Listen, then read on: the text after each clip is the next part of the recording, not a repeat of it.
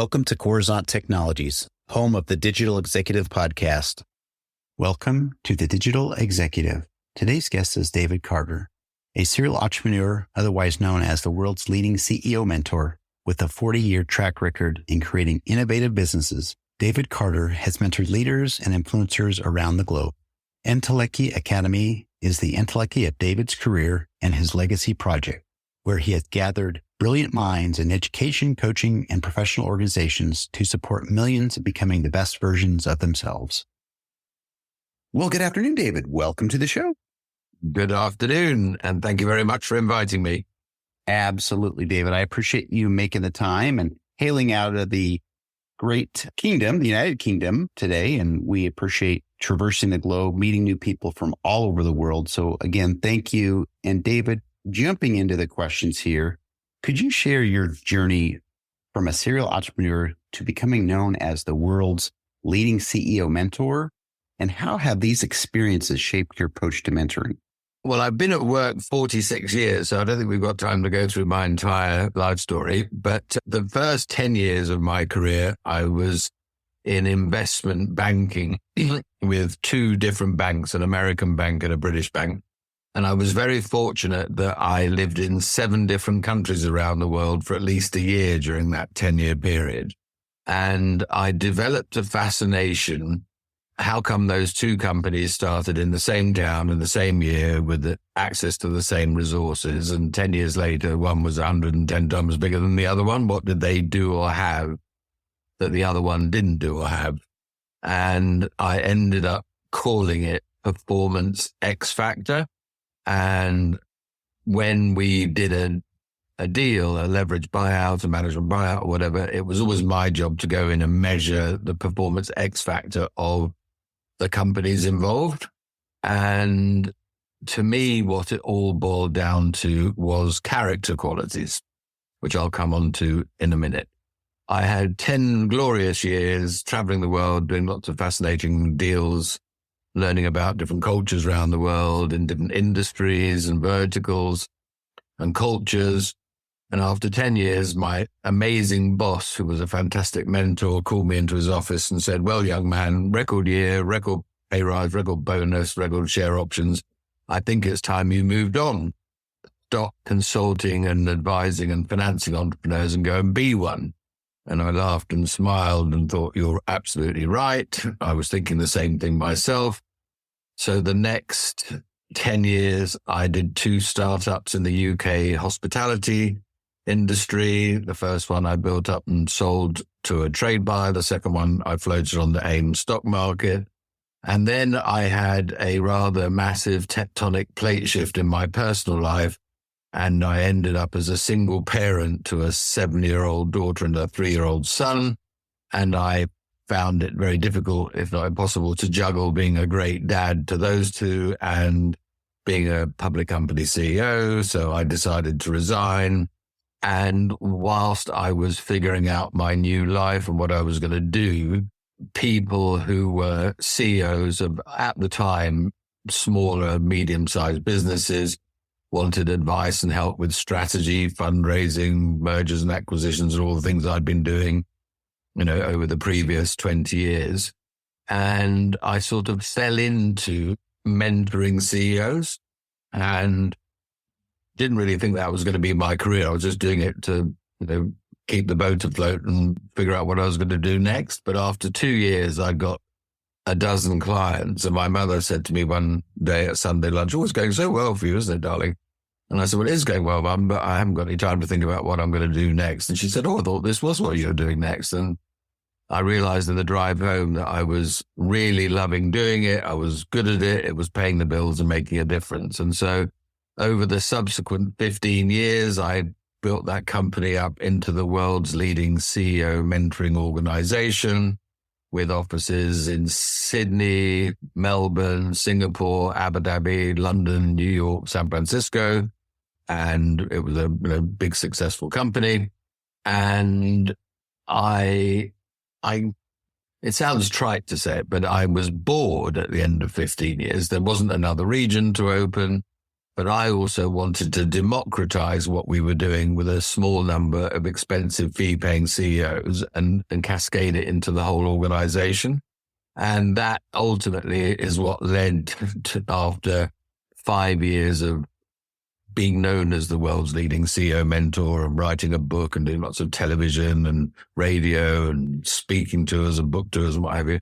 That's when I've essentially came up and formulated the idea that is now Entelechy Academy. But I've been a serial entrepreneur, I think, ever since I was about 11. And apart from 10 years at the beginning of my career, working for someone else since June of 88, I have been self-employed and a serial entrepreneur. And like all serial entrepreneurs, I've had a few great success stories, a couple of near disasters that I managed to rescue and turn around, and one complete failure. So I've covered the full spectrum. Thank you. And I appreciate you, as you mentioned, 46 years. You did the obviously abridged version, but I do appreciate it. And I think it's a great story that we can share here with our audience, having from, trial to triumph, right? I think everybody's had that sort of experience in their life. So thank you for sharing.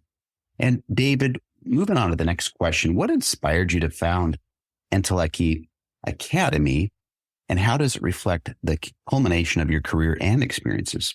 As I mentioned in answer to the earlier question about performance X factor, which is an individual's performance X factor or a team's or a whole organization, I learned very early on it boiled down to a phrase from Aristotle, Aristotle coined the phrase entelechy, and the entelechy of an acorn is an oak tree. The entelechy of a caterpillar is a butterfly. The entelechy of David is the ultimate version of David with all of his potential fully actualized. And Aristotle also said that character determines destiny.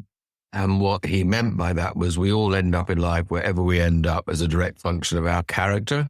And there are 54 character qualities, which I've worked with for over 30 years in my work, that underpin the development of all skills, hard skills, technical skills, soft skills, human skills, interpersonal skills.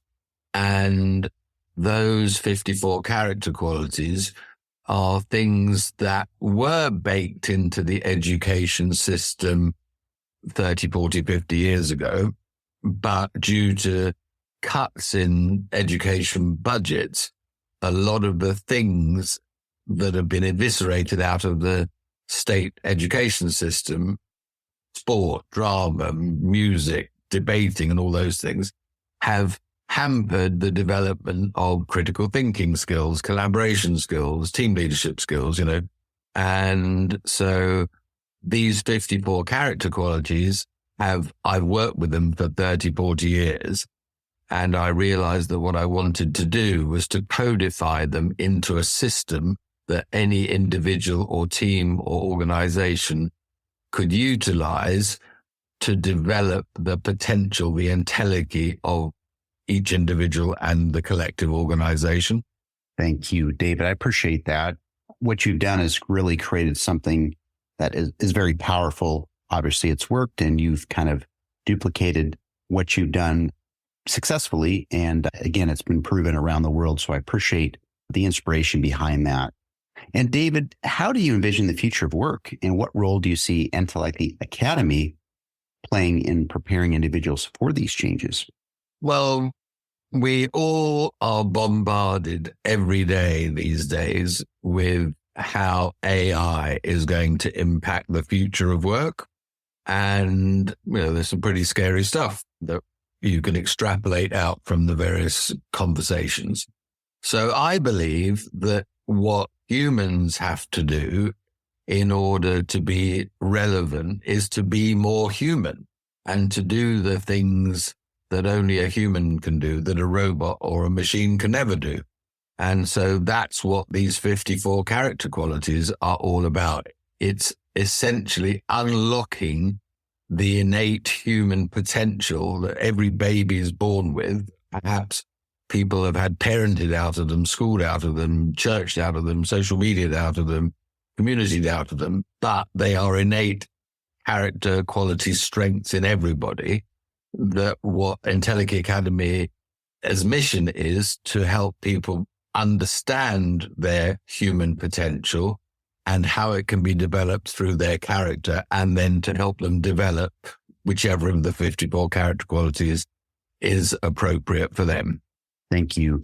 And I like how we can get back, humans, really get back to our core foundation of really having that human to human interaction and authenticity. I think that's important, especially in this digital age where AI is really part of our everyday lives, and we can't lose that, again, just the basic foundation of that human need and that connection. So thank you.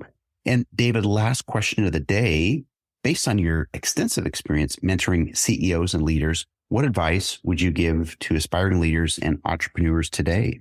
I'm always hesitant to answer that question because I think the question presupposes what the definition of leadership is.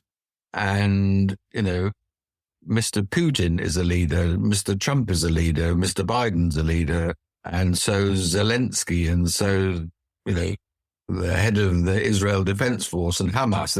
Everybody's got leaders these days, but there's plenty of those names I've just reeled off that I don't think anyone particularly wants to aspire to. And so I'm focused much more on self-leadership, being the best version of yourself. And some of the most successful people I've met in life, and I don't define success as living their best life, are people who've spent 20, 30 years as a primary school teacher and have developed thousands of young people's futures because of the great job they did as a teacher. A few days ago, I met a lady who had just delivered her 1,000th baby in a maternity unit. And she just decided many years ago she was going to be the best maternity nurse, in England. And I think she's, well entitled to that credit. So I like to think of everyday leadership rather than the leadership of Goldman Sachs or JP Morgan or all these big organizations or politicians. And if leadership is about followership, to me, it's self-awareness and the ability to develop other people and nurture and mentor other people. That's what I want to help the world do. So wherever you work, whatever level in an organization you're at, if you've got people you're responsible for, you're their leader. And it's how do we help you become the best version of yourself as a leader of your team? And how can we help each of them become the best version of themselves as a leader of self and eventually of a team? And I believe that that is all achieved and accomplished through everyone committing to developing and optimizing their character qualities to become their own intelligence. I love that. Thank you. A lot of times we do compare ourselves to some of the great leaders, whether they're good or bad. I know some people kind of get misguided in sometimes leadership or a cause, but I appreciate the fact that you can bring it back down at really that lower level of leadership where we can focus on ourselves. And I do appreciate that. And also, sorry, can I just add one thing? Sure. You also asked about entrepreneurs. And I also think that's a term that's often misunderstood. People think of Elon Musk or Richard Branson as entrepreneurs. And of course, they're very famous, big, successful ones. But the guy who cuts my hair in the local salon, who's got 10 staff and is building up, he's an entrepreneur. And there's lots and lots of people who live in my community who are farmers or have a doctor, or they're all sorts of people, and they're entrepreneurs too. But in other words, they employ themselves and often others rather than they are employed. And I think everything I just said about, people who work in a company applies to entrepreneurs and their teams as well. Find something that you're passionate about, find something that you're brilliant at, find something that pays the bills and makes a difference. That for me is the formula for success in life. That's awesome. Thank you again. And I appreciate you doing a little bit of explanation there around the entrepreneurs as well. So thank you. And David, it was certainly a pleasure having you on today, and I look forward to speaking with you real soon. Thank you very much indeed for inviting me. Bye for now.